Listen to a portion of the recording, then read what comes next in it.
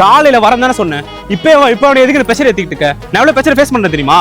2 வாரத்துக்கு முன்னாடி இருந்து எங்க வீட்ல மாப்பிள்ளை பார்த்துட்டு இருந்தாங்க. நேத்து ஒரு மாப்பிள்ளை வந்து கொண்டு வந்து நிறுத்திருக்காங்க. எனக்கு எவ்வளவு பிரஷர் இருக்குன்னு தெரியாதா? ஏய் சும்மா சொன்னதே திருப்பி சொல்லுங்க கதை.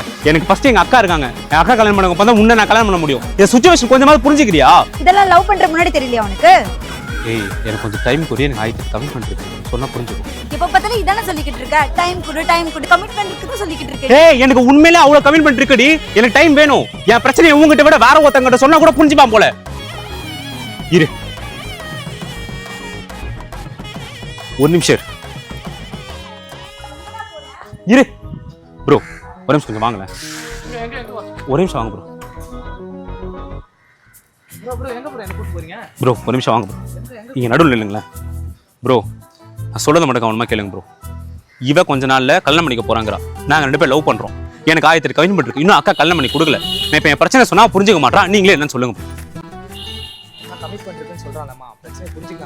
நான் எவ்வளவு நாளா இவனுக்காக வெயிட் பண்ணிட்டு இருக்கேன். வீட்ல எவ்வளவு ஸ்ட்ரகிள் பண்ணி உட்கார்ந்துகிட்டு இருக்கேன். இவன் என்ன கமிட்மெண்ட் இருக்குன்னு சொல்லிக்கிட்டு இருக்கான்.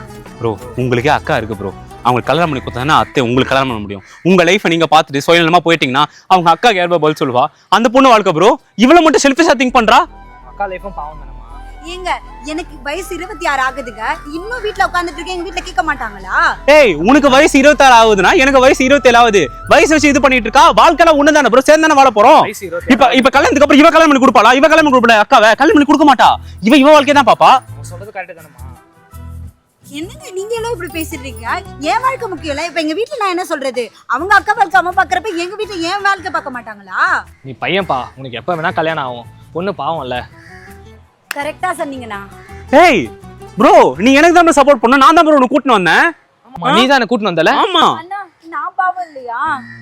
ப்ரோ தங்கச்சி ப்ரோ பாவம் ப்ரோ. தங்கச்சியை கல்யாணம் பண்ணிக்கோங்க ப்ரோ. யோ தங்கச்சியா? 5 நிமிஷம் முன்னாடி உன்னே எனக்கு தெரியும். அவள தங்கச்சிங்கற? நான் ப்ரோ கூட பிறக்கா தங்கச்சி ப்ரோ. யோ ப்ரோ வெரி பேத்ரா ப்ரோ. நான் தான் உன்னை கூட்டிட்டு வந்தேன். எனக்கு சப்போர்ட் பண்ணுவேன். நீ என்ன அவளுக்கு சப்போர்ட் பண்ணுங்கற? ஆமா நான் உங்களுக்கு தான் சப்போர்ட் பண்ணல. ஆமா என்ன நான் எனக்கு சப்போர்ட் பண்ணீங்க நீங்க? ஆமா ப்ரோ என் தங்கச்சி தான் ப்ரோ கரெக்ட். என் தங்கச்சியை கல்யாணம் பண்ணிக்கோங்க ப்ரோ. ஏய் இங்க வா. என்னடி பைத்தியம் மாதிரி பேசுனீங்கறான்?